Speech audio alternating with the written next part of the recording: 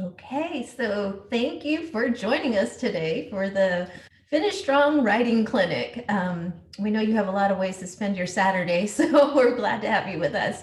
And we hope that what we're going to provide today is tips and techniques for making the final product that you're working on as the semester comes to an end the strongest it can be.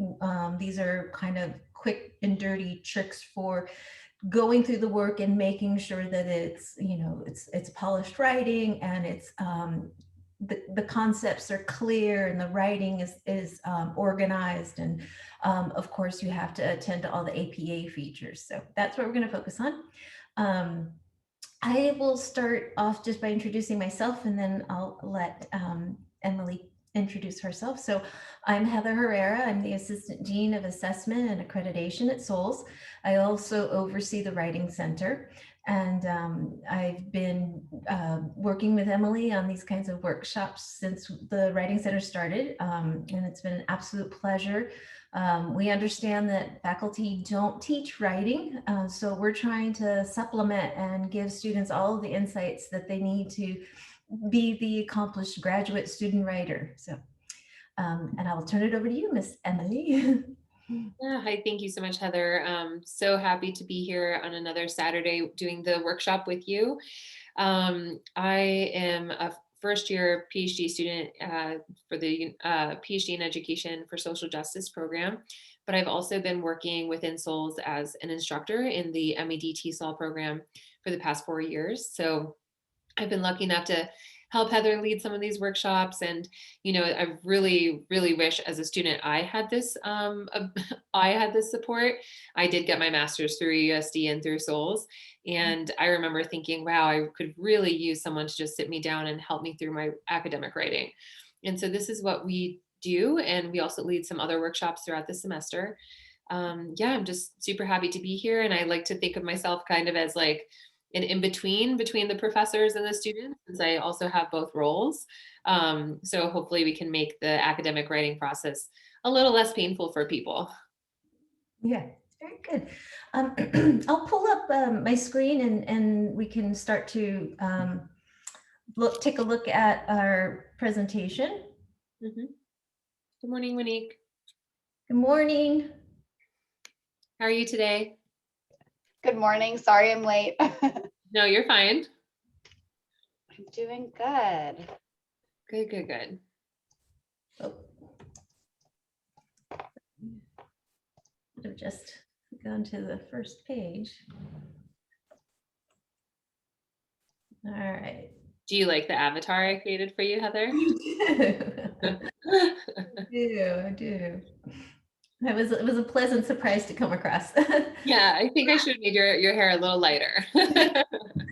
So here we are, the two of us. We just went through our introduction. So I'm Heather, and this is Emily. And we're going to go over tips for writing for clarity, organization, and then resources for APA 7. And the style of this workshop is that, we go through what Emily and I call mini lessons.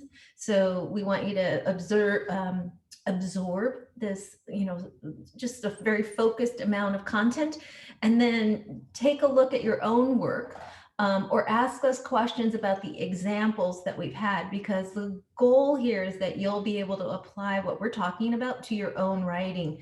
And so we'll try to workshop, and it won't just be us talking and lecturing, but rather going over some of these tips, and then you pull up some of your own work and try to apply what we're talking about, and or ask us questions and get as much clarity as possible. So I'm just going to jump in then.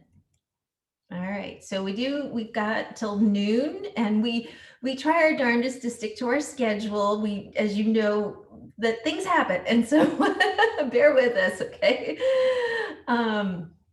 But just to start out, tell us in one word or two words very quickly. You can put it in the chat box, or you could unmute. What are you struggling with the most when it comes to your writing at the moment? I know for me, it's usually getting started is what I struggle with. I would say that's about the same. I mean, I tend to have an idea of the direction that I want to take it, but then it's trying to start it. And once I do, it's just making sure that the flow is what it needs to be and getting to the salient points that need to be in there, rather than feeling as if I've teetered off to something else. Yes, very good. Well, then when Emily covers organization, I think that you'll find that to be really helpful. How about you, Monique? Anything that you struggle with? So I think for me, I'm working on my action research proposal. And so I think it's knowing when to stop the reading and start the writing. I feel like I'm continuously reading. I'm like, oh, I should add this and this and this. And so I feel like I'm just constantly reading and haven't added that much to my writing yet. Well, I don't know if you attended or know that Emily also teaches some literature review workshops too. So we have videos of them on our website. Yeah, and I focus a lot on how to transition from finding the research into writing. And so you can just pop on the Souls Writing Center website and then be able to find those videos. And I'll also hopefully offer these workshops in the fall as well. You will. Great. Is there anything you tend to struggle with? As a first year PhD student, I definitely have been struggling with my writing, and it's a lot of it is finding new information as I'm reading and wanting to include it, and then that changing the course of my paper. And so I just had a conversation with one of my professors about just like, I'm trying to narrow it, but then that changes the purpose, and then I have to go back and I have to flesh everything out again. And that can be pretty tricky. So I think for organization's sake, I just need to really focus on what I want to try to say directly, instead of being super verbose, which is something you're going to cover, Heather. And I do have you in the back of my head when I'm writing, being like, minimize the amount of words. Like, what can we cut? And so I'm looking forward to actually having you review your section for my benefit as well. Yeah. Yes. Thank you. So everything that's been shared is helpful for us because we can point you to additional resources that we might not cover today, but also we're going to try to cover some things that you need. What I'm going to talk about is writing for clarity, and I'm looking at the real sentence level around clarity. So what you've talked about before are sort of like getting the ideas shaped. But what I'm going to talk about is you've put the ideas onto paper, but sometimes we need to polish or refine. For academic writing, it's quite different. There are different genres of writing, they're just like, you go into a bookstore or a library and you go to the horror section or the romance section right? Same thing with our own writing. We might be writing for personal purposes, or we're writing for the academic purpose. And so what I'm talking about applies to academic writing, which has a particular kind of tone. And the way you achieve that tone is through applying some of the things that I'm going to talk about right now. And no one ever tells you this. So that's, like you're getting the inside scoop here, okay? Because no one ever tells you this. They just say, this is too wordy, this is too verbose, be more concise, but they don't tell you how to do it. So I'm going to tell you how to do it. So here's an example of something that is wordy, that it reads fine. It tells you the information that it needs to tell you. However, it could be more concise. So the sentence is, as reported by Inside Higher Education, students were told by the university administration that tuition would be increased by 3%. There's no trouble understanding what this sentence says. Here's the problem though. Sometimes you are writing, you have to write your abstract, or you're writing a submission for the AERA and you need to stick within a word limit and you can't condense and you don't know where to start. So Is there anything that you would change in this sentence to make it shorter?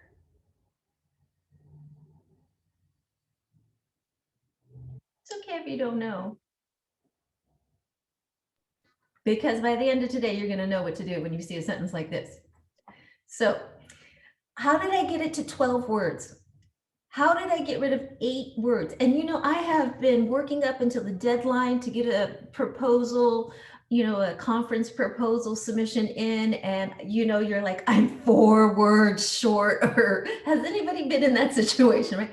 So that's how I know, this is how I became sensitized to how do I do this sort of thing.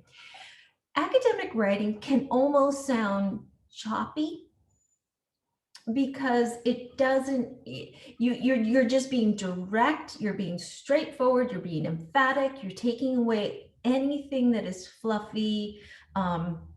So just go straight to what you're talking about. According to Inside Higher Education, USD officials announced a 3% tuition increase. What did I get rid of?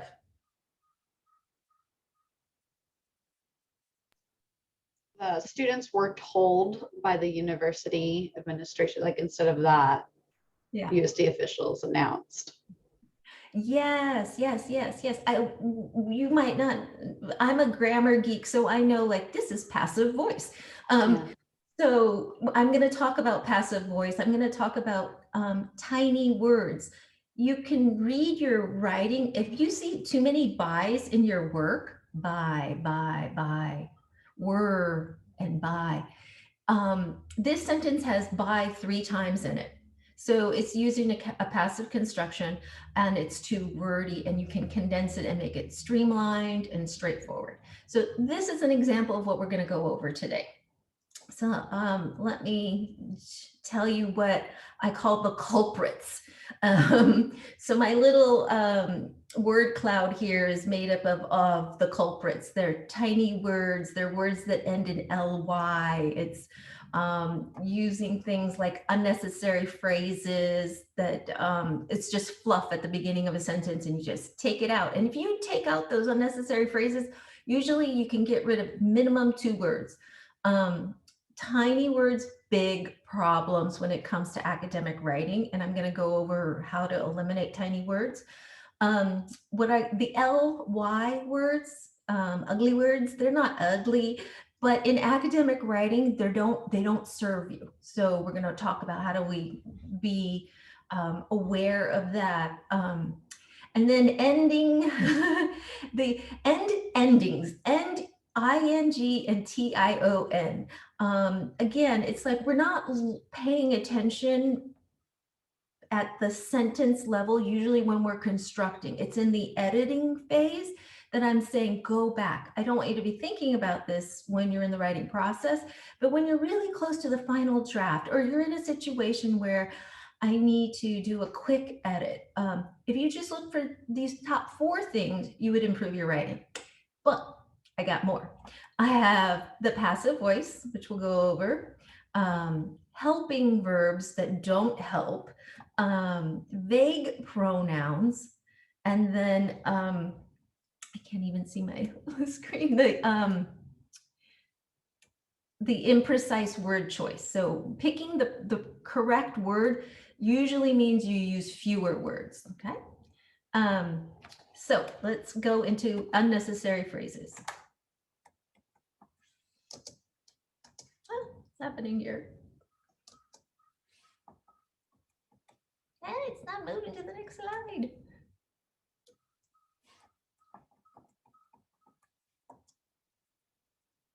What did I do? Oh, there we go. We got stuck. There we go. So why do I say unnecessary phrases?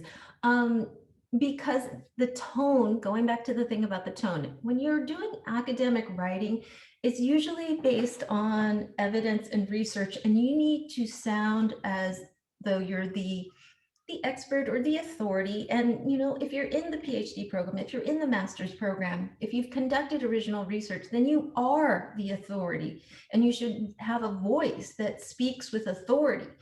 When you start a sentence with I believe, in my opinion, I think, I feel, it doesn't have conviction, right? It's almost like it's up for debate. Well, in my opinion, that doesn't serve you, and it makes the work more wordy than it needs to be.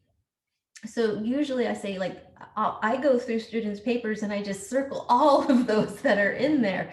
And I know that it takes a while to feel like you can own the work, to own your thoughts and your ideas.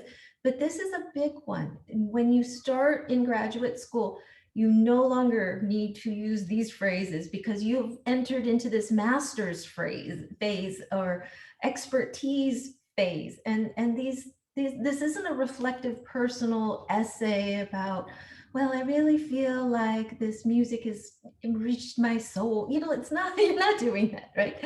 Okay. So here's a sentence from a student example. So I think that college has in some ways become unappealing to people because they feel forced to major in something they're not interested in just to make the big bucks. So right away, a real quick edit, if you don't have a lot of time, is just, if you see those unnecessary phrases, take them out and just go straight to the topic. And you get to eliminate 7 words. Yeah. Okay. Do you have any questions? Okay. Moving on to tiny words, big problems. So on your left side there, you'll see prepositions. And I don't think they teach grammar anymore, but I grew up when they did. And so we will make these slides available to you, and so you can keep this around for your own editing purposes.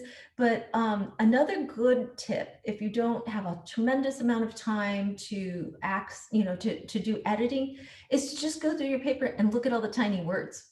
If you have a sentence with too many tiny words, you've got a wordy sentence. And here's an example that we just looked at. I had, I see stuff going on in the chat. What is it? Oh. That's just me trying not to interrupt, but I clearly just did.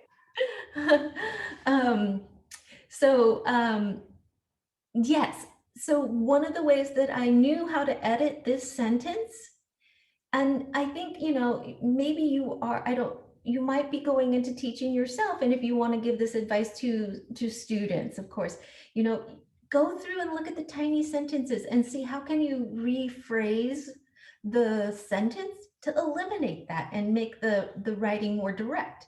And so that is how I knew what to do in that particular sentence. Right? And now it has fewer tiny words. All right. Adverbs are another one of those stumbling blocks that create wordy sentences. Also, adverbs, if you start to pay close attention to some of the research articles you've been reading, you will notice that you don't see adverbs. Again, it's about tone, right? Adverbs are used for emphasis, and you don't need that in an academic paper because the research is going to speak for itself. The actual research, whatever findings or so forth, they speak for themselves. And so these words, if you were in a situation and you need 250 words and you have 253, look for every word that starts with ly. You can eliminate it and it will not change the meaning of what you have to say. What matters in academic writing is that you want precision. That will strengthen your ideas. And when you use the precise word, you don't need emphasis. You don't need to say actually, definitively, truly, really.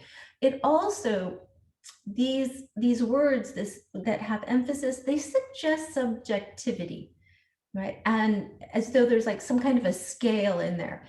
And if you're talking about research findings, you just let whatever the finding itself is speak without the subjective adverb applying to it. Okay, so here's an example, again, from a student paper. Climate change is actually humanity's greatest challenge. it would be a stronger sentence if we just change this concept of the greatest challenge to just most urgent. Most urgent is more descriptive and precise than actually. You're saying that there's an urgency here above and beyond other issues. And actually is just sort of like a fluffy, non-specific word. So we don't need it. All right. Then those endings, the suffixes that we see, another way to cut down wordiness is to go through the paper and look for ing and tion words. Usually what's happening here grammatically is that you've taken a noun and you're trying to make it be a verb. Why not just use the verb or find the verb that expresses what you're trying to talk about? Right? Because when you're using these expressions with the ing and the tion, usually you also have to add some helping verbs in there, and things get wordy and convoluted, right? So how can we just get to the actual action of what you're talking about? Are we talking? And the thing to decide is, are you talking about something that's happening in the future? If you are, then you can. It's okay to have an ing. If you're saying, I'll give you an example. She is running daily. That's not something happening in the future. It's just we're reporting on something now. You could say she runs daily, right? So in this example, you're looking at a helping verb, you're looking at an ing, you're looking at a tiny word. Is just put in the descriptive action verb, runs. Now, if you were talking about the future, then you would say, yes, she will be running tomorrow. Is Monique running tomorrow? Yes, she is running tomorrow. That's fine. Does Monique have a question? Yeah, I was just wondering, so when you do these edits, do you go sentence by sentence, or you do like a search, find like ing, or find, Yeah, these words? It depends on how close to the deadline I am. So, if I am in a situation where it's like a midnight submission deadline, I will just do the search and find.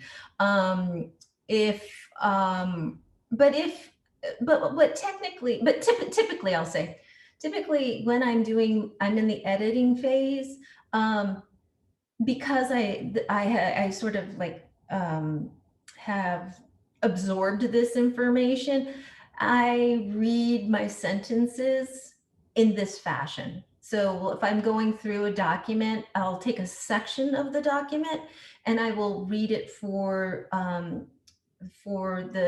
this at the sentence level.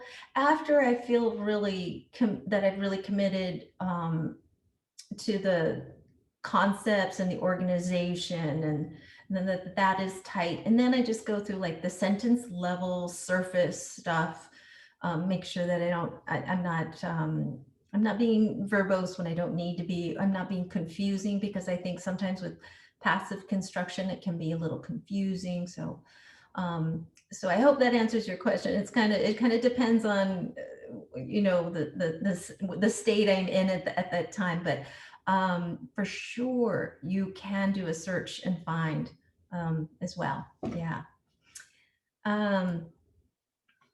Next, here's an example, and I'm going to let you take a look at this and see what you would come up with, right?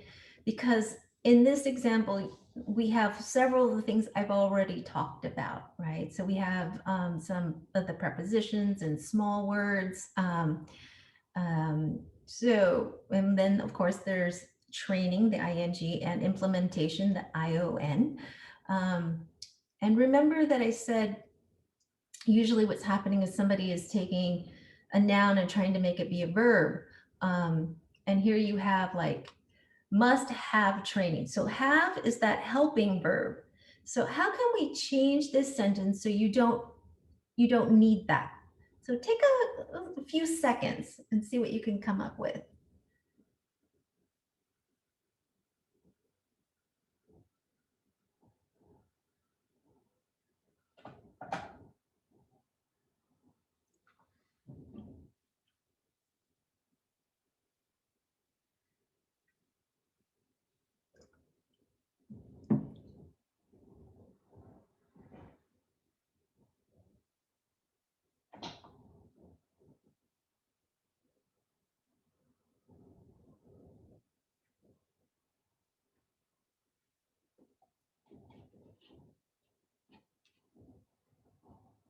Okay, so here's an example to your question, Monique, where when I'm writing, and if I came across this sentence in my work, which is a fine sentence when you're drafting, this would jump out to me because I would say, that's a pretty long sentence with more than several tiny words in it. And the other thing that would jump out to me is that it starts with in order for. That would fall under those unnecessary phrases. Like 9 out of 10 times you don't need in order for. I always like sentences, and academic writing does this. It starts with a subject, starts with something specific. So that's the first place to start, I would say. Let's start with culturally relevant pedagogy. Yeah. Change training to train. Yes, yes. So let's take a look at a potential example of revision. Okay. Here's one option, and it doesn't have to be the only option, but it's one option. Okay, so for students to benefit from culturally relevant pedagogy and culturally competent frameworks, school districts must train, right? So we don't need to have training, must train. And that's what they're trying to say is must train teachers to implement the strategies, right? So we don't have to have in the implementation of strategies, right? So if your job was to get rid of ing and tion, and you just said school districts must train teachers to implement the strategies, that's much better, much more direct. It's not the only way to revise that sentence, but it is a way that is more direct and less wordy. Do you have any questions? Okay. All right, the passive voice. This has been a perennial issue. Traditionally, academic writing really relied on passive voice. But that has changed. And even the APA has said that it's acceptable to use first person. So you don't, you can name who's doing the action. And a traditional old school kind of phrase or sentence construction is this example here. The data tool used in this research was drawn from data that was collected from an interview with 5 open-ended questions. This is a classic passive voice sentence because we have no idea who used the tool. The tool used in this research was drawn from data that was collected. And so it just the passive voice is always trying to get away from who's done what. And unless that's what you're trying to do, you know, like somebody ate the last piece, or, you know, like the last piece of cake was eaten. You know, you're not saying, I ate the last piece. So the last piece was eaten is different. So how do you change it? You put the agent in there. Researchers collected data from interviews consisting of 5 open-ended questions. Okay. And this, I think, goes back to that issue about feeling like you can own ideas, that you can be emphatic.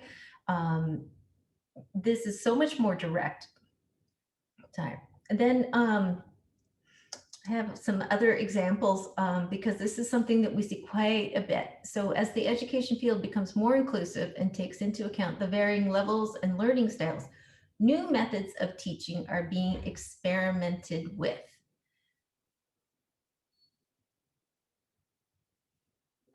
Doesn't tell us who's experimenting.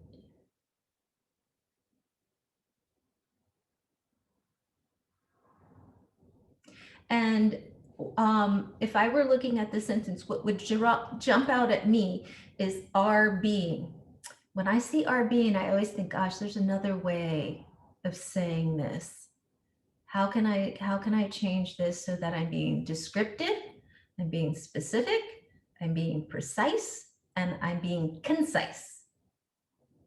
That's what I try to do in academic writing. All right, so here's what makes the difference. Teachers are experimenting.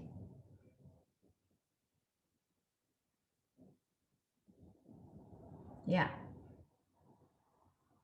So it may not always jump out you, oh, this is passive voice. What should jump out at you is the expression are being.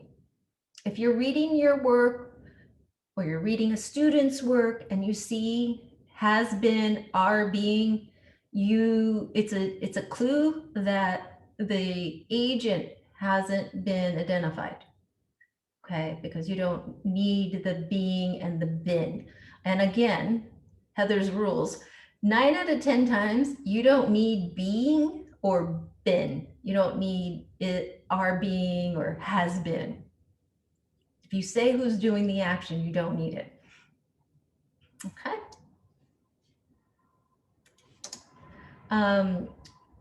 Infinitive phrases. So it's basically those to be words. This is like am, is, are, was, were, be, being, been.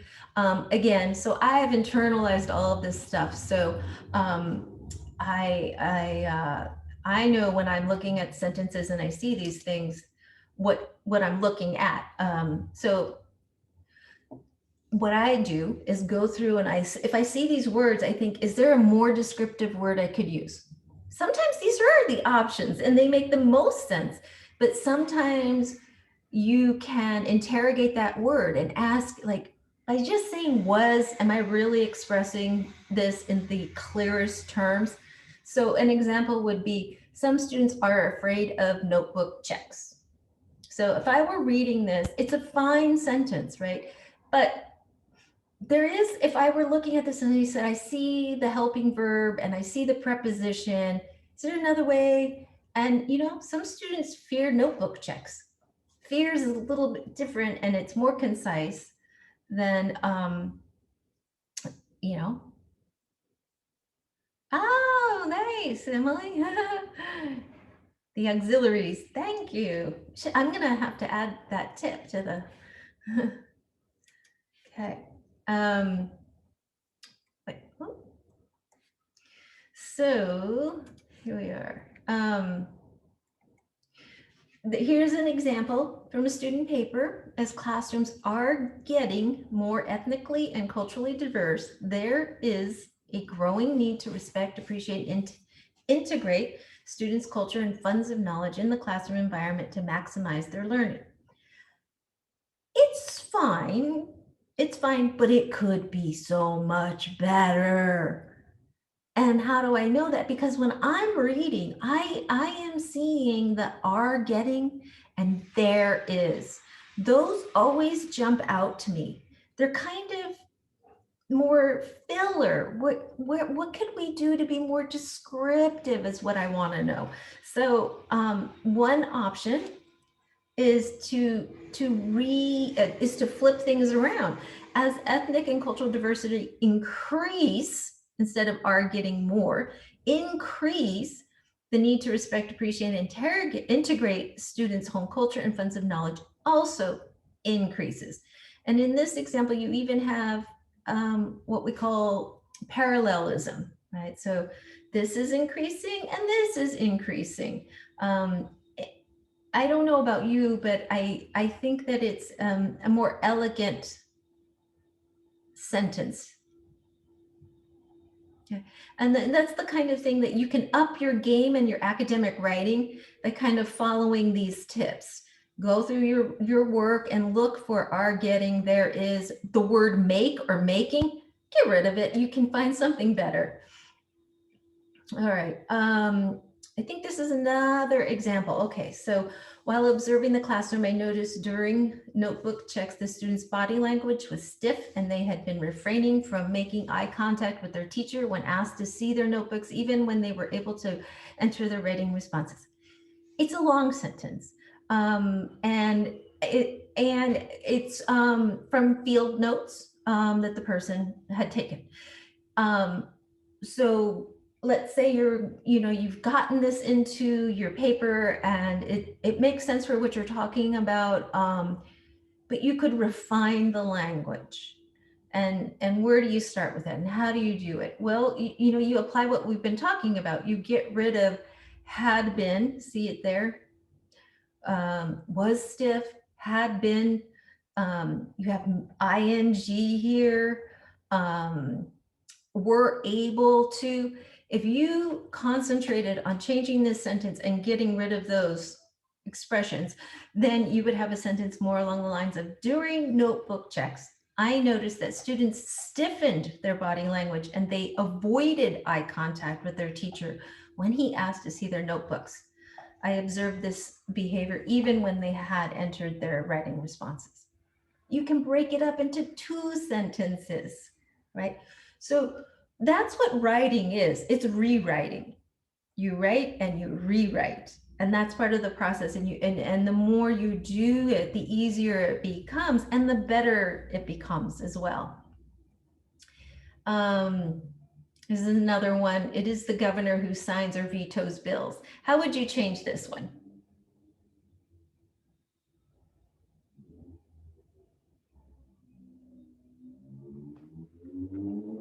Take out it is. What was that? Can you just take out it is? You could, the governor who signs or vetoes bills. Oh, sorry, I didn't see the who. Oh, no. The governor signs or vetoes bills. Yeah, yeah, yeah, right. You could do that, right? The governor signs or vetoes bills. Yeah, there you go. See, but it is about training yourself to do this and to look for it, but not get everything down on paper the first crack. Later stages, you want to go through and look for these little things, right? I think we've already looked at that other example. Okay, vague pronouns. We're getting towards the end of my 8 tips. Okay, stay with me. This is a big one. This is a big one. Vague pronouns can lead to issues with not only wordiness, but clarity of ideas, because it makes it challenging occasionally to know what you're writing about. Okay, so when you use it or they or there or that, sometimes it's unclear what the topic is. So this particular example, though, is where you have an unnecessary phrase, and it also implies some of that subjectivity that we don't want to see in academic writing. We just want straightforward, emphatic sentences. So you could just start off with the LGBTQIA plus students, staff, and families have the greatest stake in schools creating inclusive climates. It's so much better to approach a sentence with the main topic front and center. So much better. If you only have 10 minutes to revise a paper, my suggestion is to start with the vague pronouns. Really go through and look for every single it, that, they, their, this. Okay.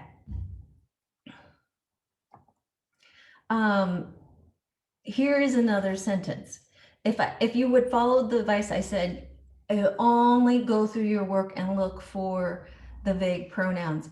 And this is where the search feature that Monique asked about comes in really handy. And I do this. I do search for when I'm grading papers, I search for how many pronouns. And you would be surprised that people have sort of a natural reflex to start sentences with vague pronouns over and over and over and over and over and over again.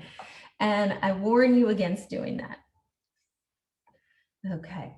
And this is an example where they just take them out and they just start with the topic of the sentence, and it's a lot fewer words, and it's much more specific and clear about what the author is trying to convey. Word choice. This one does take more dedicated time. Okay. It's more difficult than just replacing or eliminating a word. This is going to ask you to really think, pause, and what am I trying to say? I have to find the right word, and maybe you've been using the same word many times, and so now you got to find a synonym. What's a word that's like this, to just introduce some variety. Or sometimes you just have to question yourself, like, well, what is this? What is it I'm trying to say? And in this example, the politician talked about several of the merits of after-school programs in his speech. What drew my attention here was I saw the and I was thinking, well, if this was an example where we have a proposal and we're trying to submit it and we need to get rid of 3 or 4 words, what can I put in there instead of several of the merits? Well, here's a word: praised, touted, showcased, highlighted. Those are more descriptive words, okay? And it eliminates some of the wordiness, all right? And that brings us back to our original example where it was the same thing. We worked out, like, we pulled out "were told," which was the passive voice. We got rid of the helping verb "would be." We got rid of that prepositional phrase "by," and instead of told, we just eliminated it and we have announced. So here's the list. Here's the list you could have by your side when you are towards the final stages of your writing, and you want to do some proofreading and some editing. Look for these things. The unnecessary phrases, that's the easy one, but I think feel, believe. The ly suffixes, you could do a search and see if you have really actually definitively. Tiny words takes a little more attention. The suffixes, yes, you can do a search for those and ask yourself, am I making a noun a verb, or is this really, what is really going on here? What form am I supposed to be using? Do a search for by, has been, being, and you'll find some of the passive voices. And if it's not clear who the agent of action is, revise the sentence.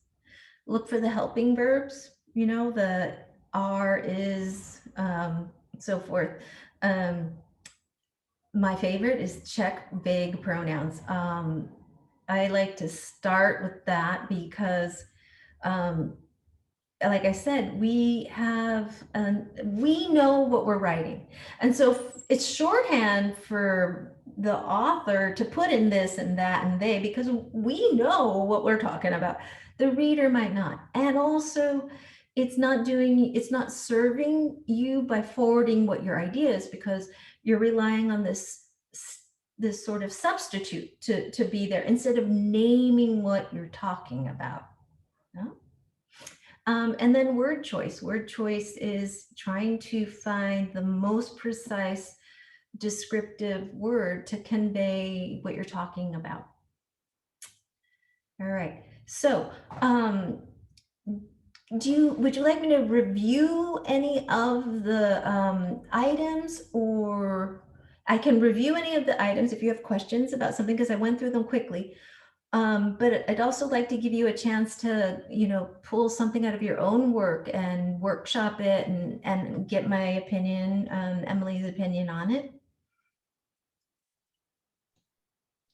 I'm not at the final stages of paper that'd be ready to review just yet, and I think it made a lot of sense, and I do appreciate you sharing this.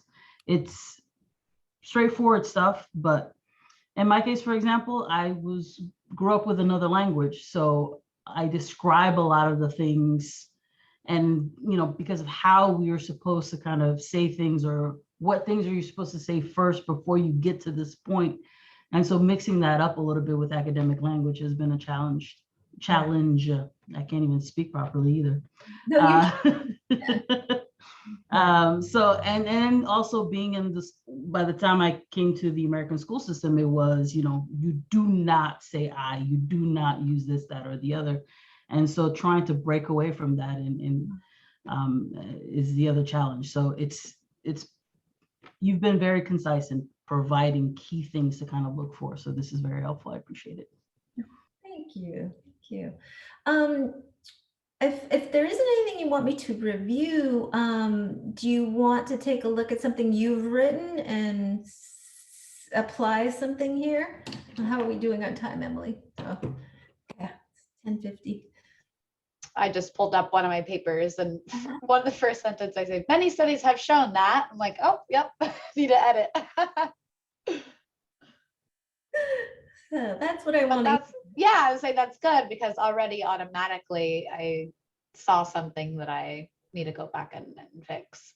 Yeah. But I think I'm same situation as Rakita, where this is good for when I do get to that final stage. I don't think I'm at the final editing stage yet, but it was very helpful. Thank you. Yeah, it is for the final stages. I don't want it to paralyze you as you're writing. Get everything out on paper, put down all those vague pronouns and the ly words. You can go back and polish it up later. That's what this is for. This is your little cheat sheet of what to do later. All right. Okay. Rakita, is there anything in your own writing you would like to discuss right now, and I can give you some advice on? I'm not there yet, but I appreciate it. Okay. All right. I'm still in the trying to lay it on paper phase. Okay, I get that. All right. Well, then I am going to stop sharing and turn it over to my colleague. Perfect. So as we jump into the second part of the workshop, I would love it if Monique and Rakita, you guys can have a document pulled up. I don't need to see this. Like, there's no need for me to look at it if you're just like, not there yet. But I would like you to have a document pulled up. So as we're working through, I'm just going to ask you to identify certain parts. And so if you don't have those parts, that's not a big deal. But maybe you can start making notes, or just like, add a sticky note here or there. And so that way, when you do come back to this paper, you're able to have a little bit of direction happening. This can be really any paper for any class. It could be in any sort of stage of development. So in the very beginning or towards the end, it does not matter to me. So we're going to focus on organization. And this is such an important part of writing. And it's such a hard part of writing. And, I think one of the biggest challenges as academic writers is just continuously editing and then incorporating new ideas into the paper, which then changes the structure, maybe changes the meaning, and then you have to go back and adjust. And so focusing on organization is a way to really pull out your ideas, figure out how they're attached to other ideas, figuring out almost a map of what you're going to be writing can be really useful. And, Heather had mentioned this earlier, that I lead these literature review workshops. And I do really recommend checking out the video from the fall, or maybe the video from this semester is up, the video from this semester, because we definitely go through just like how to organize before we write. So this part is how to work on the organization of something we've already written, but the literature review workshop focuses on how to get your thoughts organized before you really put them into an essay form. And so that just is super helpful if you're working on something and you haven't gotten it down yet. But for this one, we're just going to focus on something we've written at this point. So we're going to focus on 4 sections. We're going to talk about thesis statements, topic sentences, transition words, and order of importance.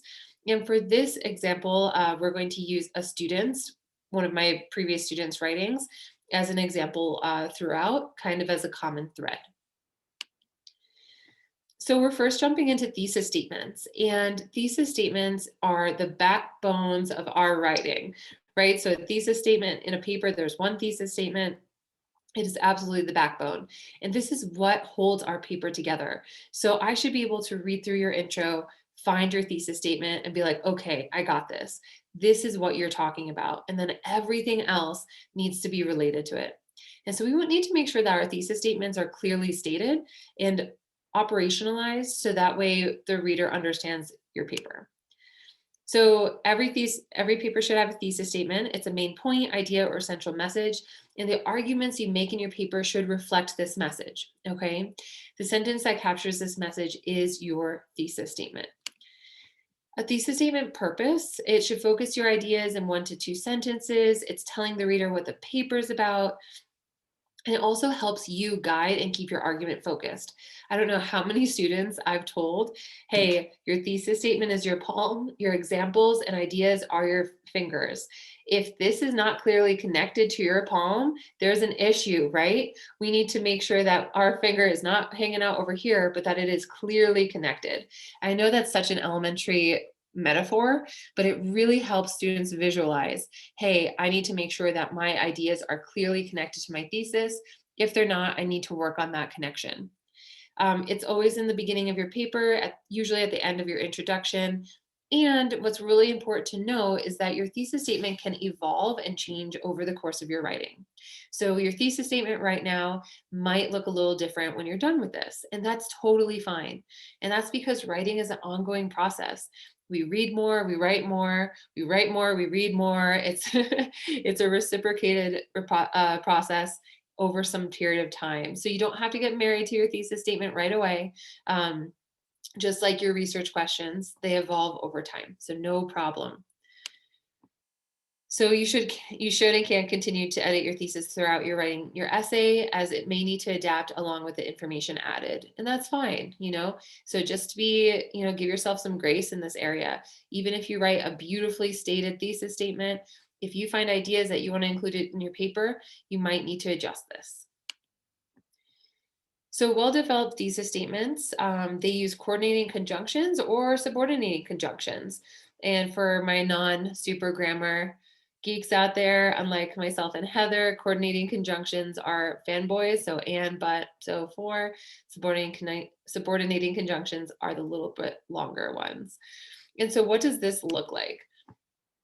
Oops, well, before we get to what it looks like, let's talk about what we're avoiding.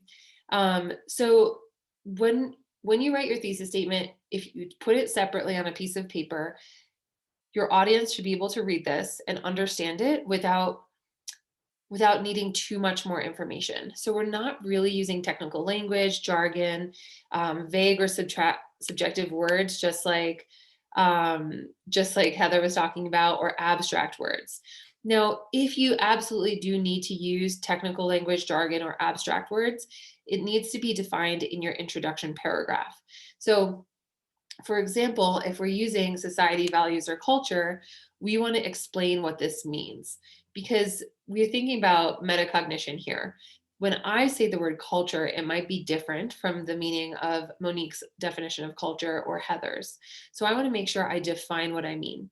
And so take your thesis statement, pop it on a different piece of paper, read through it, have other people read through it, and ask, is this understandable on its own?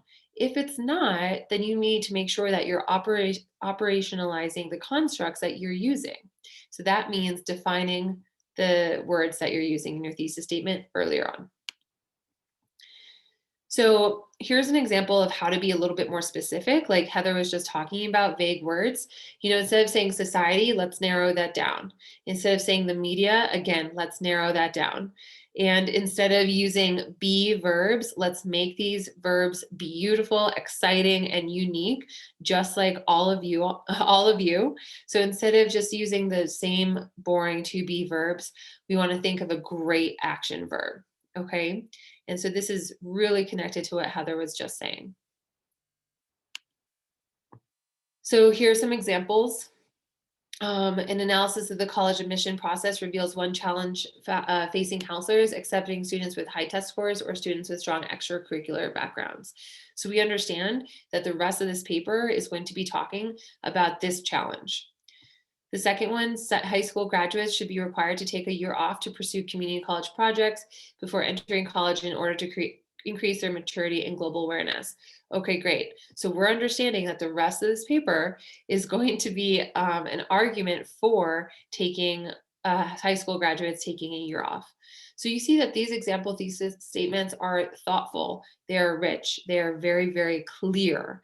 And that is super important, that they are clear, they're understandable, and you're not left thinking, what will this paper be about? Okay, you need to just be super clear with your wording, and that's where we make sure that we're being specific with our word choices, and we're using really great action verbs. So here's the thesis statement from a student. After analysis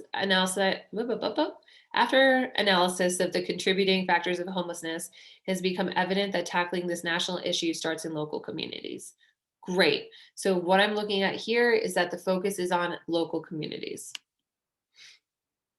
So I'd like you to take a second and identify your thesis statement in your paper.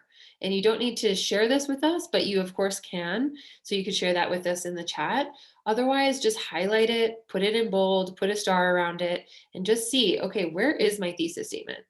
So my hint is check out your introduction and then find the sentence or two that really sets up the argument that you're then supporting. And if you'd like to share your thesis statement with us in the chat, that would be great. But if not, that's totally fine too.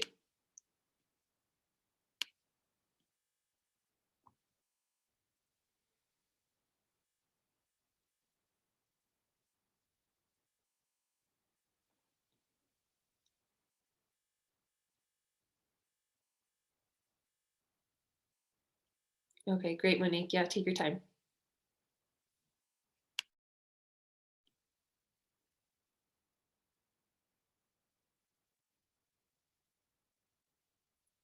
No problem.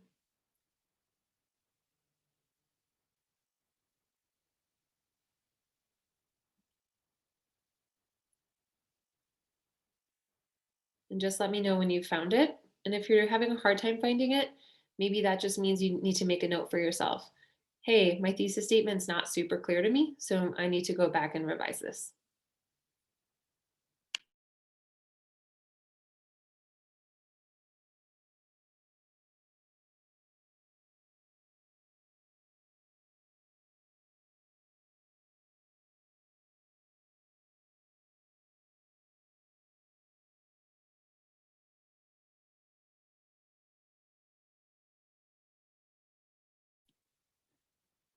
Synonyms of thesis statements are claims or assertions. So your professors might have talked about those in that term.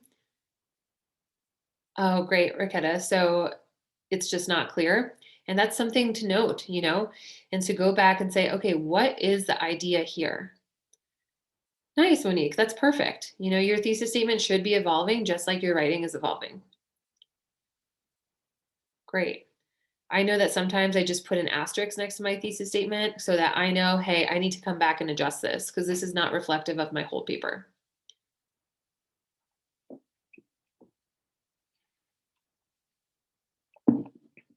All right, well, just make some notes to yourselves. If you need it to provide clarity to your thesis statement, check that out, write that down. And if it's in the process of evolution, put an asterisk next to it and just say, hey, I know this is continuously evolving. No problem. Thanks for checking. We're going to move on to our second topic, which is topic sentences. And topic sentences are like mini thesis statements. And they really, really, really help with organization. So we're thinking about our paper. We have an intro, we have body paragraphs, and we have a conclusion. Our thesis statement comes at the end of our introduction paragraph. Our topic sentences come at the beginning of each body paragraph, okay? So every paragraph in between the intro and the conclusion starts with a topic sentence. This includes a singular idea, all right? This is presenting the idea to the reader. Sometimes you can connect the paragraphs, like you could reference the paragraph before in your next topic sentence, and that's okay as well. That helps with flow.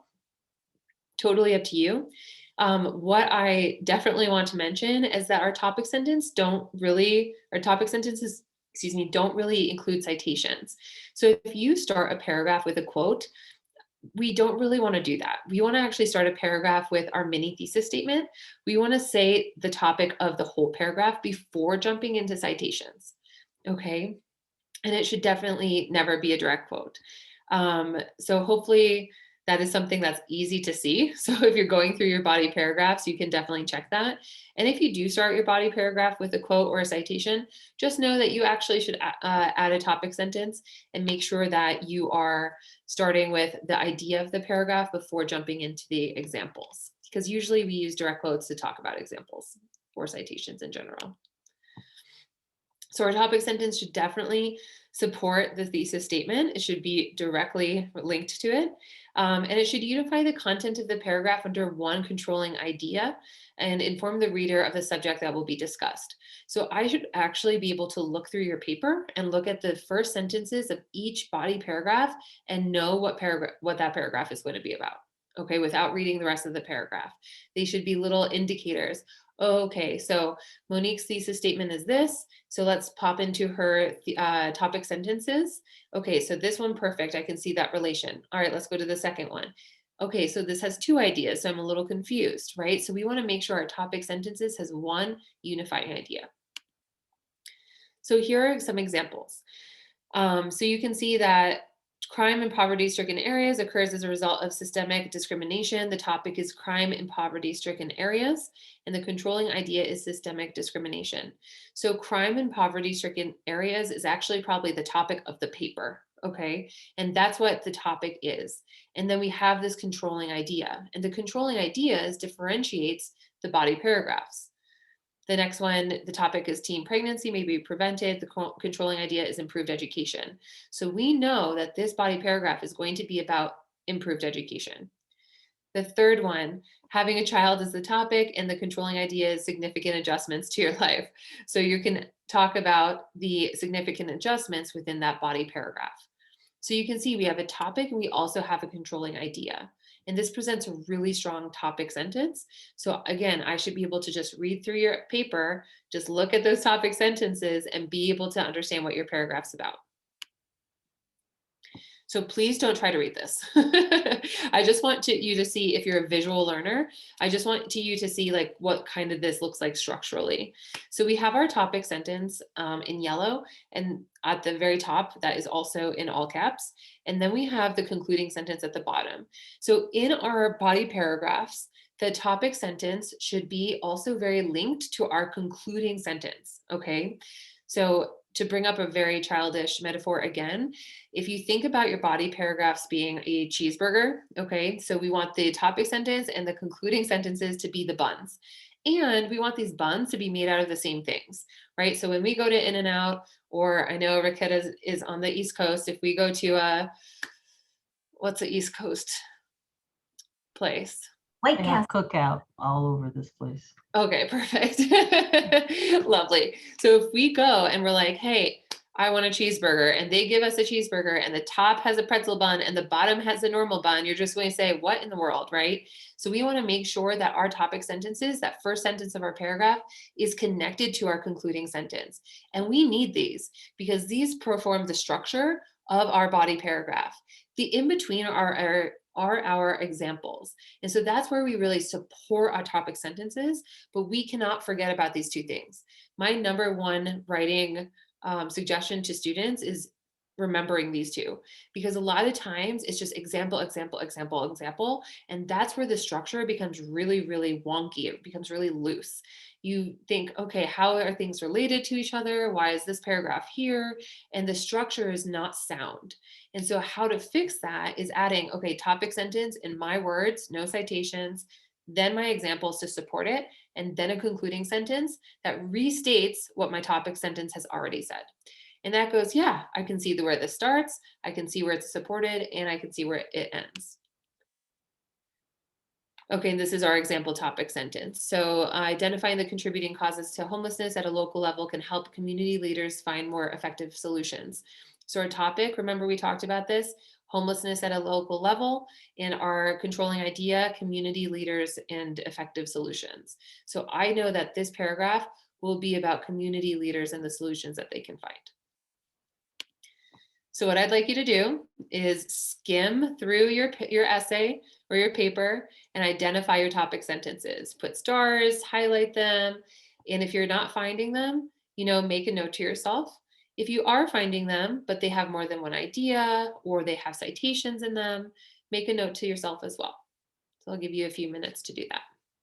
If you want to share some examples in the chat, go ahead, but that's not required.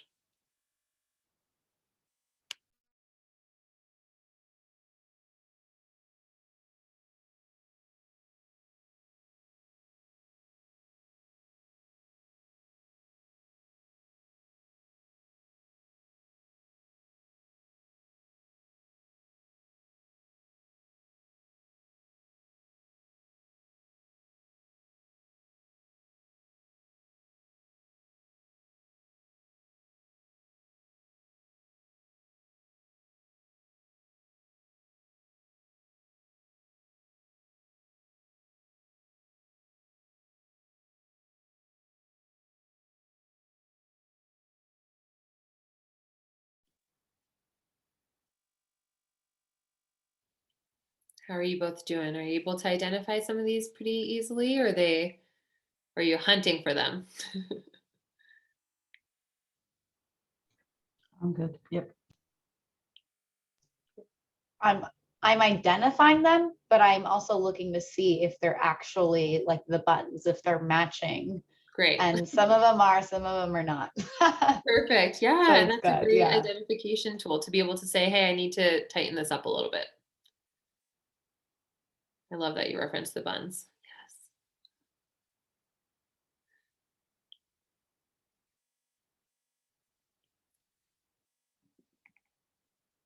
Give you one more minute.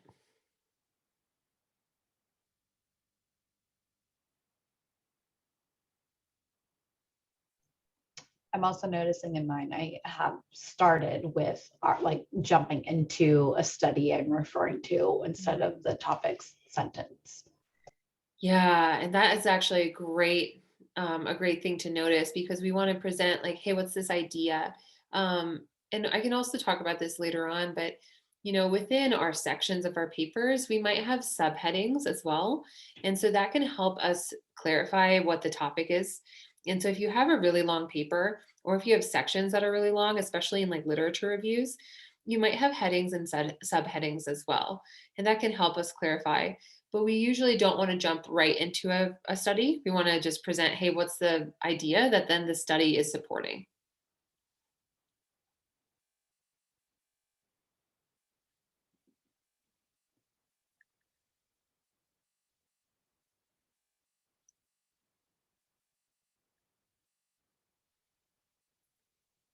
So we're going to move on to our next section, but I'm so glad that we're reading through and noticing these things.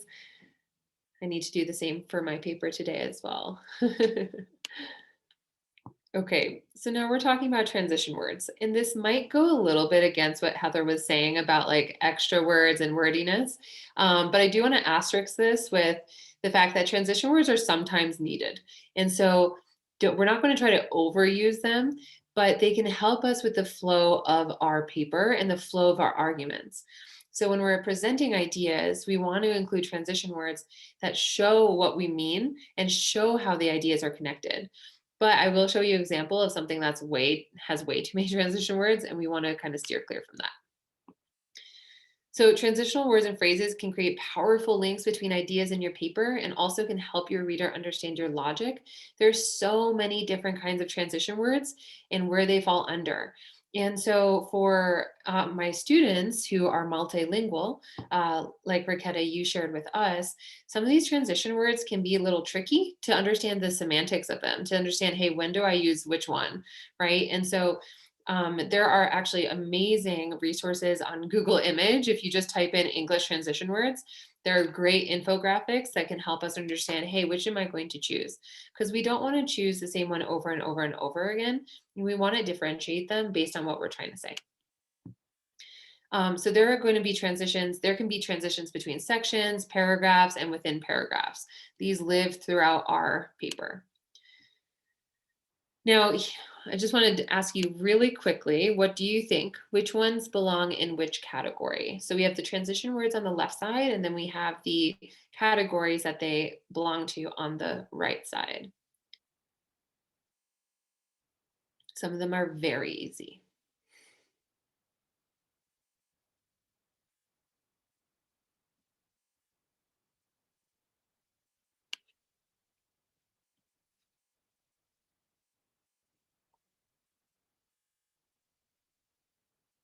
You're talking about the to illustrate.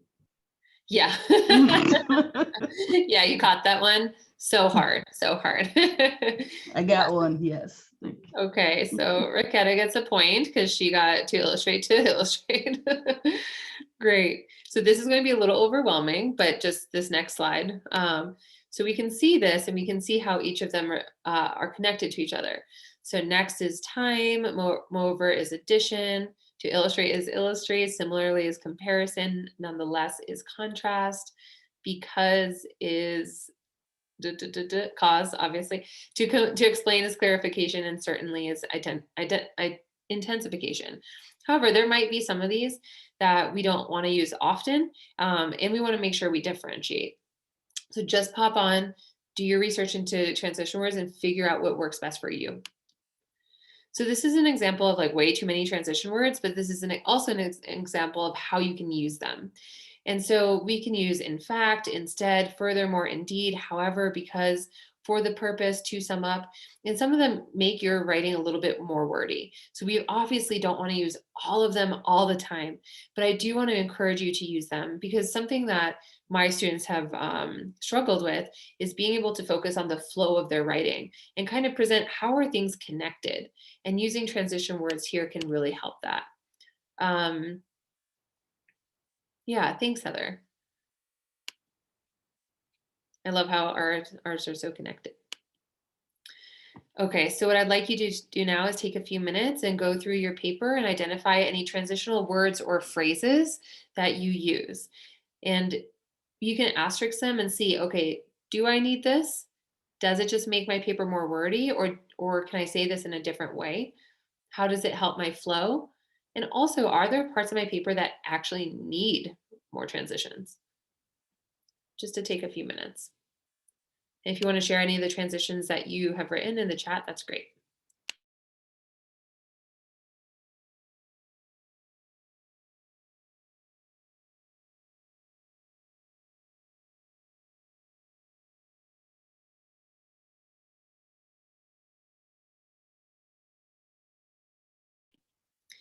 Yeah, that's a great point. So if you're overusing them, going back and figuring out, okay, what can I use instead? I've gone through my papers and just highlighted all of them and figured out, okay, which ones are necessary, and then which ones can I do without?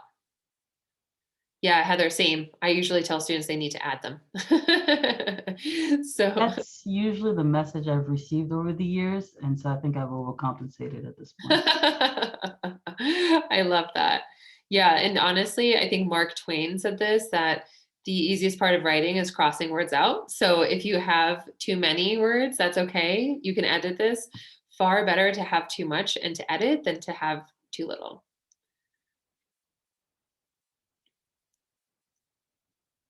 I use however way too much, and I need to differentiate that.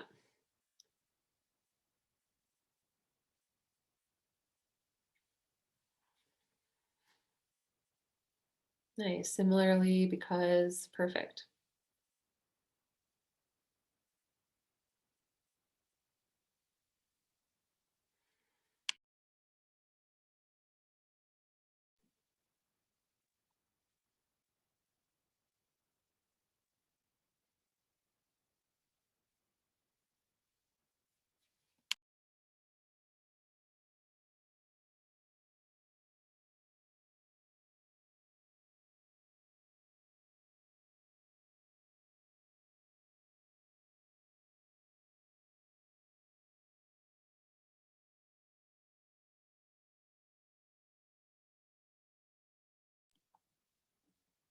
When you're reading, you can just think about, okay, how do I present my ideas when they contrast with each other? How do I present my ideas when they add to each other?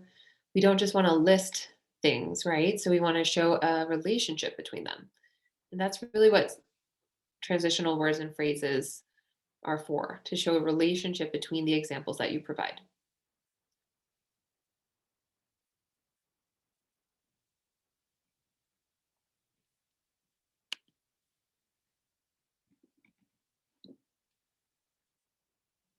All right, so we're going to move on to our last section of this part of the workshop. But just keep in mind to keep transition words in mind as you're editing. You know, do you need more, or do you just need to figure out how to cross a few out? Can you replace the transition words with something else? And remember, they don't just live in words; they can be phrases too. So yeah, just keep that in mind. All right, so we're now talking about the order of importance in writing. And this is something I think students struggle with a lot, trying to figure out, hey, in what order do I present my ideas? You know, I have my introduction, I have my thesis. Now I have so much information that I need to organize somehow and present. And so, in what way do I do this? And there's actually a lot of different options. So, the order of importance is most important in argumentative or persuasive papers, in which you lay out your strongest points first. But this is also used in so many different kinds of papers. And so we really want to think about, hey, what am I presenting to the reader first and foremost? So, in relation to order of importance, we need to keep the strength and purpose of our connections to what came previously and what will come after when we are writing. The strength is the connection that can clearly be seen and understood, and the purpose is the reasoning behind this connection. And so if you think about your paper and you think about your intro and your body paragraphs, and maybe within sections you have headers and subheaders, you want to say, okay, the way I'm presenting this is very purposeful. Okay, so I'm presenting you a story, and how I tell the story has an effect on the reader. What comes first should inform what comes next, and things should be clearly connected to each other. Now, it's not always as perfect as that sounds. You know, sometimes you have ideas and you're just like, well, it's connected to this thesis, but how can I connect it to the other ideas? And in this sense, we can really work out some literature maps or just some organizational tools. And so that's where you kind of sit down and you write out, okay, what are the main ideas that I'm presenting? And what order do I want them to be presented in, and why? And so you can shuffle them around before just shuffling your paper around, you know, write out these topics and figure out, okay, what order makes the most sense? What do my readers need to know first to be able to understand what comes next? And so for our body paragraphs, sometimes our body paragraphs need to be more than one. So that's when we have headings and subheadings. And I'll touch on this when we touch on APA. And so you have this heading of your body paragraph, but then within it, you might have smaller paragraphs. So within this section, that includes subheadings. We don't want to see a paper that's like 15 pages long with 0 headings, right? We need to make sure that's a little bit organized in this way. And so you can organize your paper in a bunch of different ways, chronologically, thematically, and methodologically. More often than not, we see students organizing thematically. And this is not always the case, but that's been the case for me here in Souls.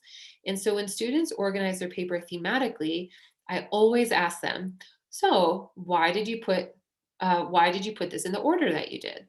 No judgment, just tell me your thought process. And for a lot of students, they're just like, I don't know, it's just what I researched first.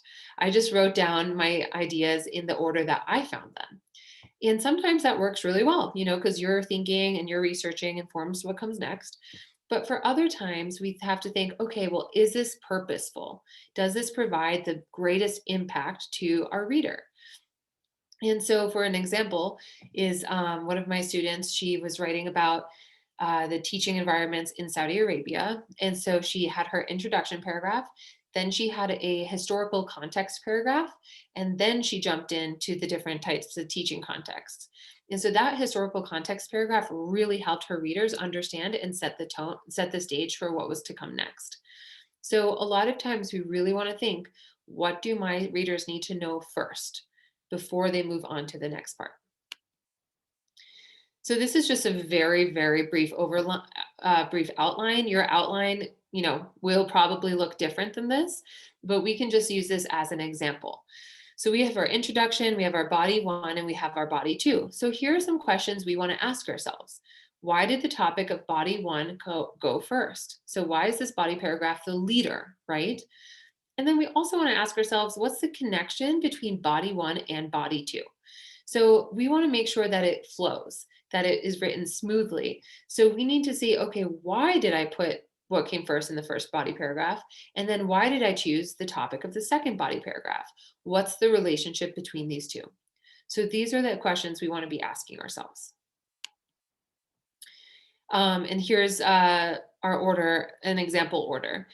So, we have our discussion about homelessness. This is an example of from a previous student's essay. So we talk about statistics, some background information, and our thesis. Sorry if you can hear my dogs. Then when we jump into our body paragraph, at this level, the level that you two are at, you're not going to start body paragraphs with transitions. But this is just for where he was in his writing. So we have effective solutions, we have 2 examples, and we sum up the topic. Then we have this topic sentence in our body paragraph. After the effective solutions have been created, implementation needs help from local organizations. So they're thinking in terms of what comes in terms of order, effective solutions, and then local organizations, by implementation by local organizations. So they're thinking of the order in which the ideas come and the order in which the actions would be provided. So that's why they chose to do the effective solutions first and then the local organization second. All right, so using your outline, we also want to think about these questions. What is the connection between evidence 1 and evidence 2? And then same down here, what's this connection? And so you want to use transition words or phrases to provide some sort of connection. And maybe that's a comparison, maybe that's a contrast, maybe that's an additive, but you want to make sure that even within your body paragraphs, the ideas that you're presenting are presented in a particular order.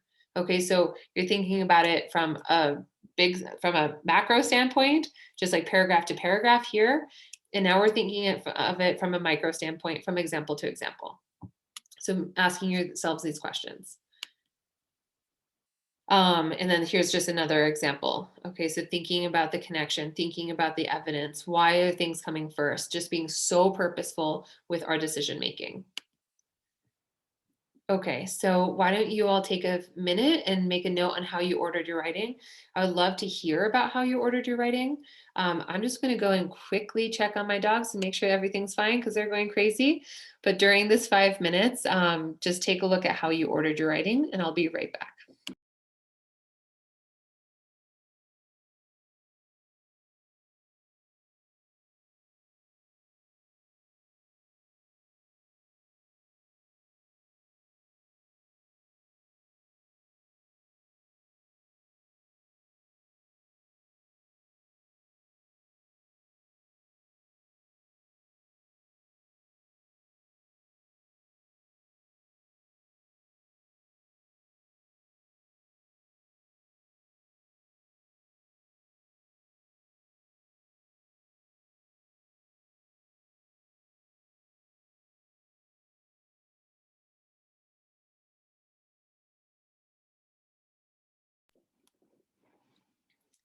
They were just barking at my husband who's outside. Okay. We couldn't hear them. Okay, good, because they were going crazy.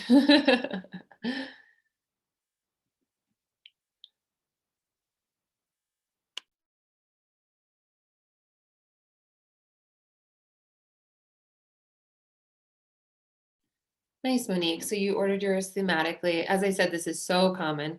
Um, Within your themes, how did you choose what came first, what came next? And this can be a rhetorical question or a non-rhetorical question.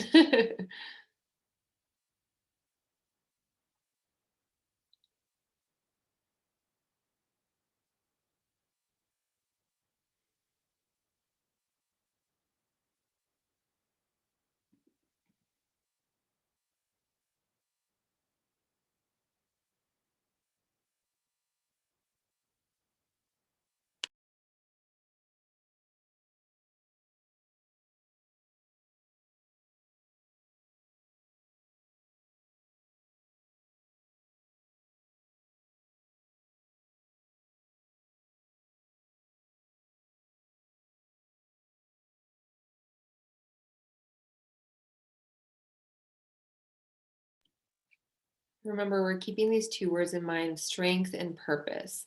So what is the purpose and how strong does this make my argument? Main theory and then sub theories. Great, Monique. And then I'm going to keep pushing you a bit. Why did you put the sub theories in the particular order that you did?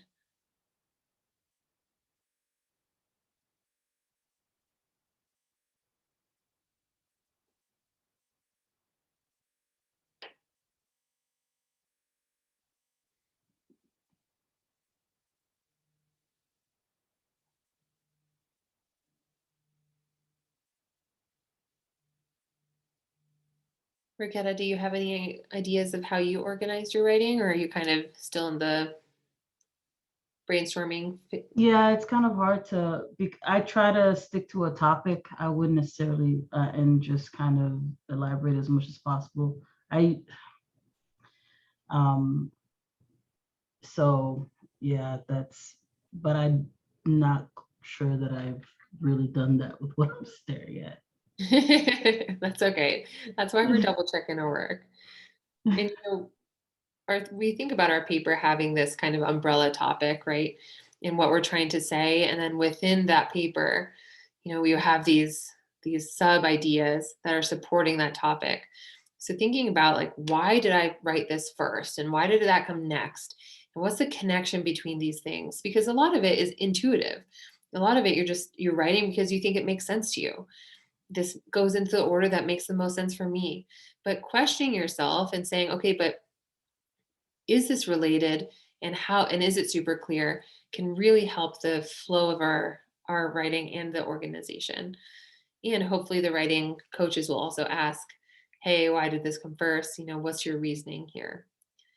Try to address everything I've highlighted in an opening paragraph or thesis and keep the same order. Perfect. But, and I'm going to push you a little bit, just like I pushed Monique. Why did you put things in a particular order in your introduction paragraph, right? So what, and I think that's great. In your intro, you're setting up, oh, first will come this, then will come this. But why did you even put it in that order? And so thinking about our thinking, right? Metacognition is hard. Yeah, that changes even as I start writing, because sometimes just the flow doesn't, if I start speaking on something, I realize there's a connection to something else. And so I have to go back and change it so. Yep. I've Yeah. absolutely been there. I've been there very recently where you just think you're like, okay, well, I want to add this idea, but it's really going to change the flow of this. It's going to change the meaning. So I need to figure out how to include this. Great, Monique. You said that if I'm writing as if my audiences are already knowledgeable in the subject. I need to elaborate and organize better. Yeah, and that can be really hard, right? So you're thinking about your audience, and at this level, and I had this issue when I sent my parents my final paper for my 601 class. Is my parents they were lost, and they were just like, I don't know why you're using certain terminology, and you really have to think about the audience that you're writing for. And because Monique, if the audience you're writing for does understand the certain terminology and does understand this, and that's fine. But double checking yourself and saying, is what I'm saying palatable to people outside of myself and people outside of my professor, and just making sure, yes, this is transferable to other people. That's exactly why your mom stopped reading your papers. All I'll right. I'll jump in and help also by saying that this is why it's useful to get feedback from other people before you submit Yes. final document, and the Writing Center can help you with that, or you just give it to somebody else and have them give you that feedback, that level of feedback. The other thing I wanted to say about this issue, because I encounter this with my students quite a bit, where it's fine if at the beginning it seems just like a laundry list, like, well, there's this main idea and this main idea and this main idea and this main idea. That's fine at the beginning, but you have to think about this as you're a storyteller. Like Yes. Emily said, what is the story you're trying to tell? And it should be captured in that thesis statement, because you're trying to move the reader into a particular direction. You're making some argument about something. And what is the best way to do that? And it really does take sitting down. I have a getting started video workshop that I've done where I come up with a couple of different ways of taking those paragraphs and moving them around, you know, and but just like maybe put the idea on a sticky and move it around on your desk or on the wall, and then talk the story through, just Mm. like a movie or a book of fiction, you know. There's a story, you can't watch a movie and it's just jumping all over the place. It doesn't make any sense, right? Something happens and then it causes something else to happen, and then it causes something else to happen, which causes something else to happen. That's what you're looking for. And sometimes doing this physically by putting the ideas down on a post-it note and moving them around and saying, okay, this happens, and as a result of that, we end up seeing this. But as a result of that, sometimes this and this happened, and maybe those things are related to each other, and so on. So check out the video that I did on getting started, because I do address this idea of how do you mind map, basically, your ideas. I love that, because we are storytellers and our papers are a story that we're presenting. And in academic writing in the United States, there's a certain structure that we have to follow, and reflecting on, or that, you know, I would like to challenge this idea that we have to follow this, but just reflecting on, you know, how you write and comparing it, and then being able to say, all right, so these are the adjustments I can make to make my story that much tighter, to make these connections that much clearer. I love that, Heather. It's just like getting it out of your essay and starting to put it post-its around and starting to find those connections. And that way you can really present a strong story. I love that. Thank you for jumping in. And for sure, I think you should talk it through to somebody else. Yeah, I agree. Yeah. I totally agree. Well, thanks for sitting with me for this section of the workshop. We talked about thesis statements, we talked about topic sentences, transitional words, and organization. You don't have to do all of this because we've been kind of working through it as we were going, but you have access to this PowerPoint. So, you know, when you're working on in your own time, you can go to the slide and be like, all right, before you're ready to submit, you can go to the slide and be like, all right, I'm checking my thesis statements, checking my topic statement, checking my topic sentences, transition words, organization. And that way you can just double check yourself in a big way for organization in general. Okay, so does anybody have any questions, just general questions about what I just talked about? Or any things that you want to share that you're still struggling with, or that you're just really good at?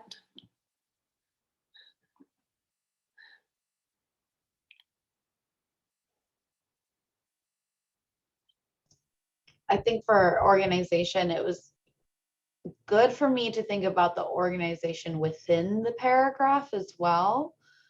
Because I feel like I just typically, start with that topic sentence and then almost list things instead of figuring out maybe I should move what's in here around. So it works better in that way. And I think I need to do that for my writing, is look how my actual paragraph within the paragraph is organized. Thanks for sharing that, Monique. I know that when we get to like the macro level in that sense, sometimes it's easier just to word dump all of our ideas in without really thinking about how are these connected and why am I presenting them in this way. Thanks for sharing that. Raquetta, you're feeling okay right now? Yeah, I think so. Where I am, yes. I just need to work a little bit more and kind of use these tools. So Yeah, that's great. Sometimes when you're in the beginning stages of something or even in the middle and you come to this kind of writing clinic, you're just a little bit overwhelmed with like, oh my gosh, I have so many things now I have to do. But just use this as a resource. I know that our writing is in such different stages always. And so you can always just come back and use this as a checklist kind of resource as well. yeah. So I'm just going to spend the last few minutes just overviewing APA. We're not going to go into super deep, a deep dive into APA, but I just do want to mention that we focus on this today. So as both of you are probably very aware, this fall APA changed from APA 6 to APA 7. And so we want to make sure that all of the APA resources that you're using is focused on APA 7. And I just want to share that because I know some of my students this semester were still using APA 6 and they just had completely spaced when they were reading and writing. And we just want to make sure that these changes do affect certain citations, references. It affects bias, how we avoid that, formatting mechanics, paper-specific formatting, and tables and figures. So these are really actually a lot of changes that they went ahead and made. So we want to make sure that we understand APA 7. So just clicking in and we'll just do an overview and you have access to these resources always. Purdue OWL is my favorite APA resource. And I use this often as I'm going through. And so it will go through and you can read through all of these in your own time and really helps me figure out my reference list, especially when I'm referencing things that I don't usually do. And then my in-text citations, for sure, I use this often, figuring out, all right, how am I going to cite this really obscure movie that a professor made me watch into my paper, because I want to make sure I'm doing that correctly. And just reading through and going through the sample paper, and also making sure you understand how to incorporate tables and figures, because that has changed. And that's something that makes papers really, really powerful, especially our research papers, right? So we want to include tables and figures, but we want to make sure we're doing that accurately. And so you can go through and check out the example student paper that is up here. I'm guessing that all of your professors have been asking you to turn your writing in an APA style, which really includes a title page and certain mechanics for that. I don't know why this is being a little funky. So let me try to download this or expand it. So I know that I got a lot of feedback from my professor in the fall about APA formatting. And you do definitely want to check with your professors about what they're expecting. Because you can see on this example, like there's no running head. There's not a running head at all, but on the professional paper there is. And so for my professors, even though the student paper doesn't require a running head, the professional paper does. And so we were told to write as if we're writing for submission. And so that's why we had to include the running head. It was a little confusing, honestly. So I would always just double check with your professors and just say, hey, what are your expectations? What are your APA style expectations? I've had one professor that was just like, I'm not looking at this. I'm focusing on your content. And then I had another professor that was like, I am going to comment on every single thing because you need to be really good at this, which I really do appreciate. And so when you're going through APA style, of course, we want to have our cover page, go through this, but, bolded all the important information down here, and then jumping into your paper. So you can see that we have different citations here, how to list different authors. And most importantly, and this is something I talk a lot about in my literature review is that when we're citing authors and we're citing different people, we are doing this parenthetically. We're not really using direct quotes unless we absolutely need to. And that really means when we're talking about specific dates or statistics, or if an author has just written something so perfectly that you want to include it, but most of it is parenthetical. And so we can see this highlighted throughout. Um, so yeah, so you can read through and just double check. Something that this paper does not have is actually, let me double check this. Oh yeah, they do have the subheaders. So you can see for this paper, we have the lit review. We have the first topic over here, and then we have the subheaders below. So something that I really, really encourage my students to do all the time is making sure that they include headers and subheaders in their paper. This makes your paper so much clearer, well organized for yourself and your reader. And it's just something that we need to do for APA. Yeah, and there's specific headers and subheaders. Yeah, headers and subheader rules. And so you can double check that too. So this is just APA. It's a really quick, just, hey, keep this in mind. When you send your paper to the Writing Center, they will help you with this. If APA style is completely new to you and it's really overwhelming, make an appointment at the Writing Center and have someone go through it with you. Because, the basics can be easy once you get them, but there's a lot of small things that, it takes a lot for you to remember. So do you all have any questions about APA style or something you've really struggled with that you'd like me to go over in the last few minutes? You could go. Oh, no, I was going to say no, because I use the site that you referenced a lot. So. Oh, great. I had a question regarding, so if I'm kind of summarizing what I've done in mine is I'm almost summarizing like a research. Yeah, I'm summarizing research, right? So in the main paragraph, I'm starting with the author's name. And my question is, how do I say this whole paragraph is referencing these authors? Or like do I add where I already referenced in the beginning, but will you know that the whole paragraph, I guess, is referencing that? Or do I need to add a reference at the end in order to make that clear, I guess? Yeah, that's a great question. I think adding the author's names in the beginning does not imply that the rest of the paragraph is attributed to that author. And so making sure, and let me see if there's an example here that we pulled up. Yeah, like as you're writing, I would just continue to reference what you're talking about because, I don't think there's actually any good examples here. Heather, do you have any thoughts on this of how to make that clear without just having to add the author's names at the end of every sentence? I think you pulled something up here. Oh, you just had it. There you go. Okay, a final meta-analysis by Seidel and Shavelson. So there's somebody's summary of the Seidel and Shavelson research. But then they have the next sentence, which is the writer's analysis. And if what you're saying, Monique, is that you have another sentence that is a continuation of the summary of the then I would definitely put in parenthetical citations the researchers.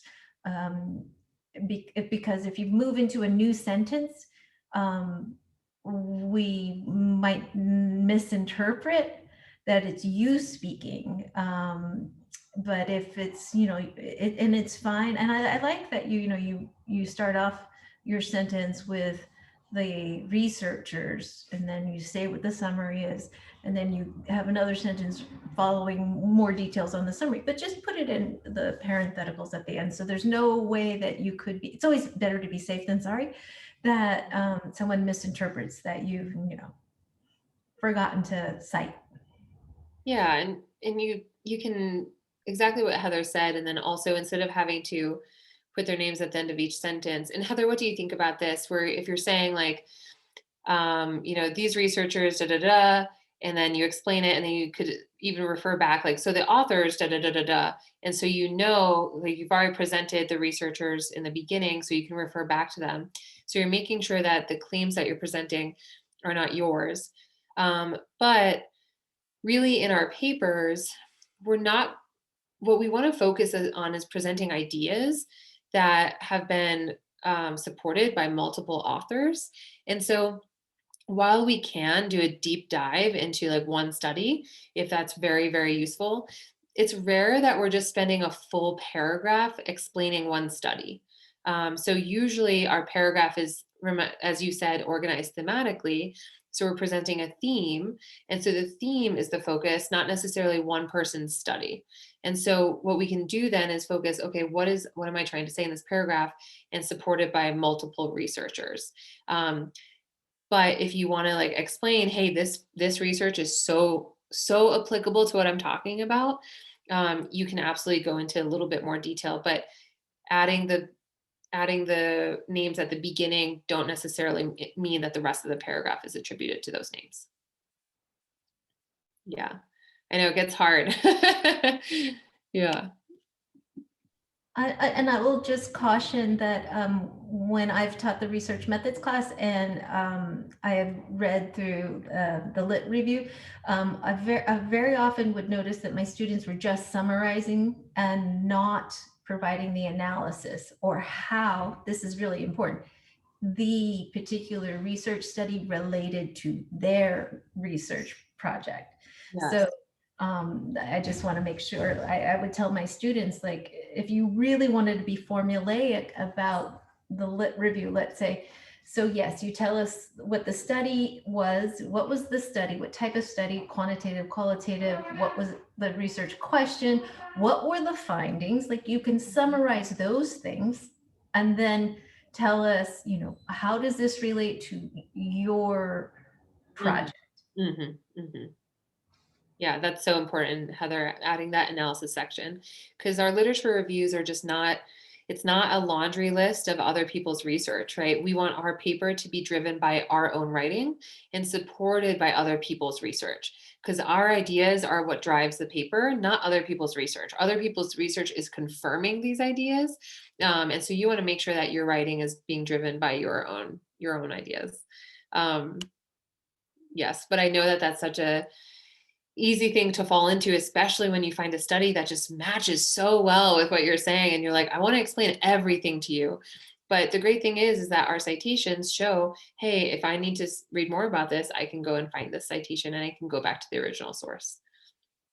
So we're just at the end of our writing workshop, everyone. Thank you so much for joining us this morning. It was definitely more intimate than we expected, but we are so happy to have both of you here today. Just as a reminder, please use the USD Writing Center. If you click into this link, it brings you to the website. Send over your papers, get feedback. Don't just feel like you're by yourself trying to figure this out on your own. This is why the Writing Center and Heather's done such a great job creating this and leading this. And this is the purpose of the Writing Center. So please, please, please do reach out to our coaches.